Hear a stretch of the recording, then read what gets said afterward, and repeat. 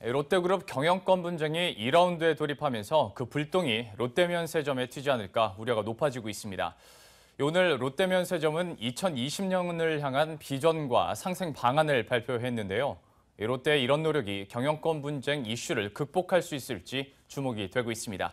취재기자와 함께 한번 이 이슈 살펴보도록 하겠습니다. 이대호 기자, 네. 사실 어떤 상생 방안이나 비전을 선포하긴 했습니다만은 솔직히 우리가 관심 있는 건 그쪽이 아니고요. 이제 형제 간의 경영권 분쟁이 아니겠습니까? 네. 오늘도 역시 좀 이런 이슈들이 있었죠. 신동주, 신동빈 형제가 오늘도 한마디씩 공방을 주고받았습니다. 말씀하신 것처럼 오늘 인천 영종도 이 롯데면세점의 통합물류센터 큰 곳이 있는데 그곳에서 2020년 상생 비전을 발표하는 날이었습니다. 자, 그런데 이곳에서도 그 신동빈 회장의 한마디가 나왔습니다. 바로 신동주, 그러니까 형의 그 각종 소송은 롯데에 전혀 도움이 될 게 없다, 이렇게 폄하하는 발언이었는데요. 직접 한번 들어보시죠. 제가 가장 중요하게 생각하고 있는 것은 여러분께 약속드린 경영 두면선 제거와 기업 구조 개선을 통해 우리 롯데를 국민 여러분께 사랑받는 기업으로 만드는 겁니다. 최근 불거진 여러 일들은 이러한 롯데의 노력에 전혀 도움이 되지 않고 오히려 부정적인 영향을 끼칠 뿐입니다.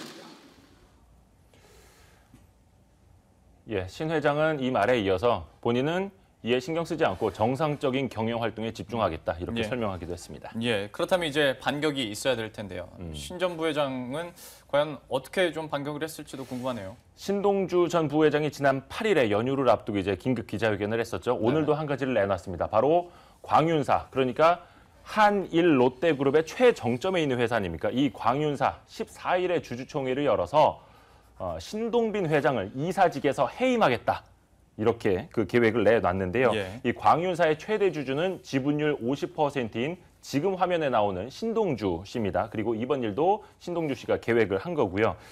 뿐만 아니라 그 14일 그 광윤사가 이 신동주 전 부회장을 대표이사로 선임하고 신격호 총괄회장, 즉 아버지가 가진 주식 중에서 한 주를 신동주 씨에게 매각하는 그 거래를 승인할 예정이다, 이렇게 밝혔습니다. 그러니까 신동주 전 부회장이 롯데 지배구조 최정점에 있는 광윤사의 지분을 50% 플러스 한 주를 갖게 되는 거죠. 그러니까 광윤사의 주요 의사결정을 이제 신동주 씨 혼자서도 잘 할 수 있다, 이런 얘기가 되는 겁니다. 그리고 앞에서도 신동빈 회장이 그 형을 지목을 해서 전혀 롯데에 도움이 되지 않는다, 부정적 영향만 끼친다, 이렇게 지적을 하지 않았습니까? 여기에 대한 이제 반론도 내놨는데 이러한 사태의 시작은 신동빈 회장의 과욕에서 비롯됐다.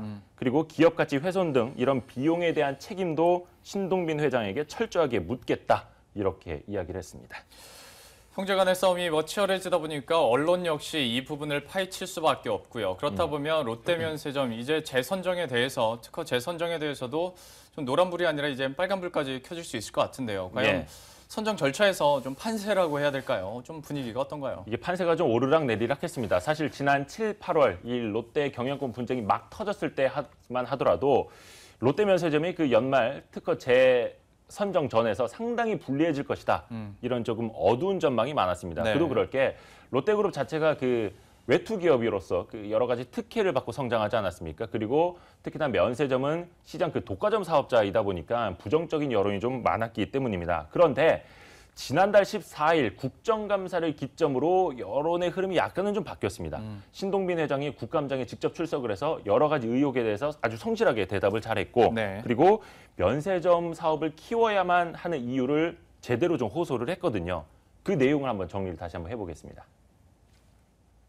면세점 자체는 아주 어려운 사업이고 세계적으로도 제가 보기에는 5개 내지 7개 정도의 회사에 집중하는 것으로 생각하고 있고, 우리가 지금 세계 3위이지만 내년 되면 세계 2위, 몇 년 후에는 세계 1위 될 수 있는 일부가 서비스업의 삼성전자다, 그런 식으로 생각하고 있습니다. 그런 면에서 그 국민의 그 지지, 그 좀 더 후원이 필요하다고 그런 식으로 생각하고 있고.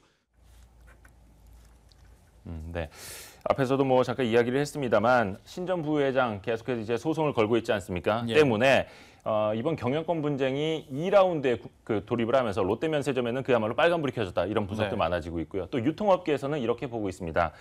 사실 그 롯데면세점 소공동 본점은 매출이 거의 2조 원에 육박합니다. 전 세계적으로 단일 그 면세점 기준으로는 가장 많은 매출을 올리는 곳이어서 이곳에 특허를 뺀다는 것 자체가 정부에게도 리스크거든요. 해서 이곳은 유지를 하되 롯데 월드점 특허는 이곳의 한 매출의 한 4분의 1 수준밖에 예. 안 됩니다. 해서 이곳 하나의 특허는 좀 놓치지 않을까 이렇게 판세를 분석을 하고 있습니다. 어쨌거나 전반적으로 좀 불리한 것이 사실이고 계속해서 좀 악화로를 걷고 있는 것은 또 사실인 것 같은데 저희가 어떤 형제 간의 경영권 분쟁에 대해서 좀 집중을 하긴 했습니다만은 네. 그래도 2020년을 향한 비전 선포가 있었으니까 어떤 내용들이 담겨 있었는지도 마지막으로 좀 정리를 해주시죠.